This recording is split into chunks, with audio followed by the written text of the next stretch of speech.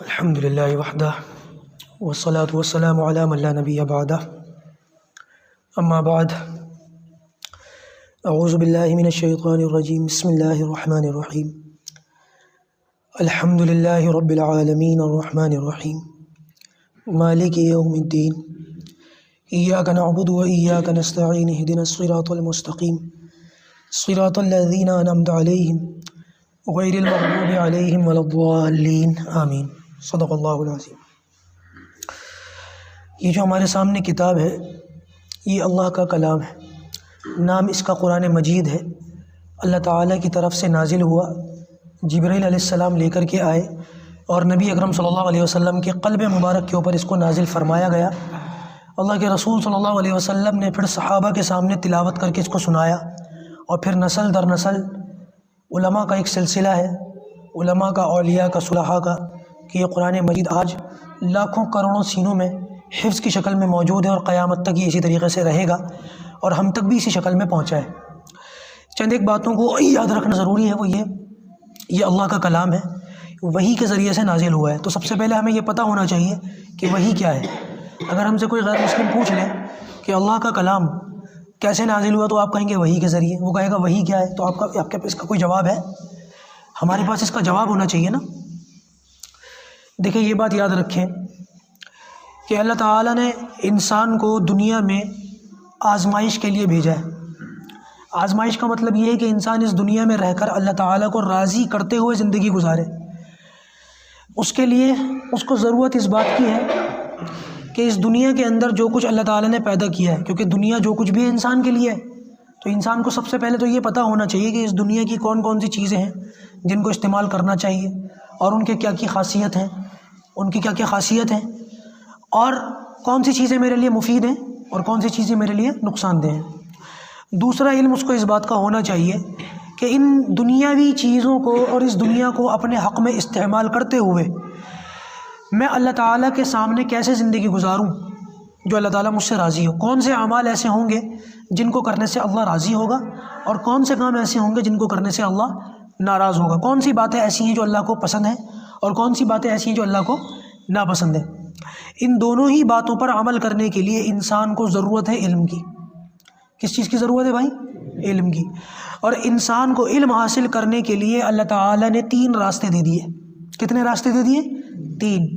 سب سے پہلا راستہ جن کے ذریعے سے انسان علم حاصل کرتا ہے وہ اس کے حواس خمسہ ہے، یعنی اس کے جسم کے اندر 5 چیزیں اللہ نے ایسی بنا دی جن کے ذریعے سے وہ چیزوں کا علم حاصل کرتا ہے۔ آنکھ، ناک، زبان، کان اور ہاتھ۔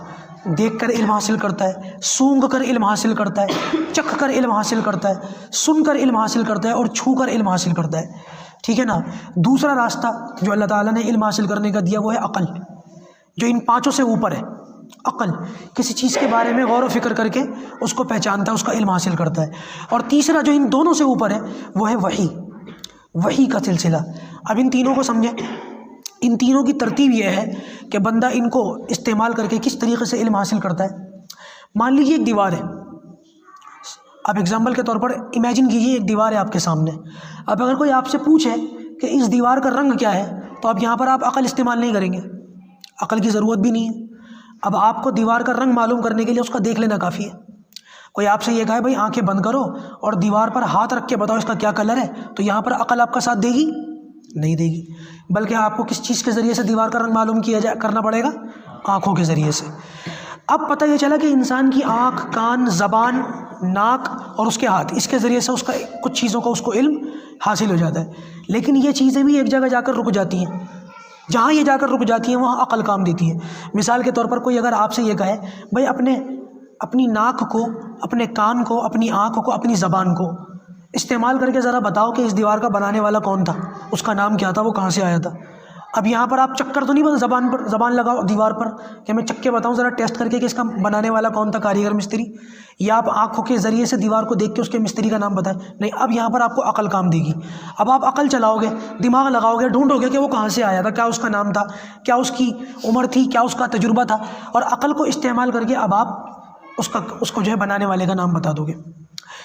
پھر ایک جگہ ایسی آتی ہے جہاں پر یہ ہاتھ پیر اور اس کی عقل، یہ دونوں چیزیں فیل ہو جاتی ہیں، ضرورت پڑتی ہے وہاں پر وحی کی۔ مثال کے طور پر کوئی یہ کہے کہ بھائی یہ بتاؤ اس دیوار کا کیسا استعمال کرنا چاہیے جس سے اللہ تعالیٰ خوش ہوں گے.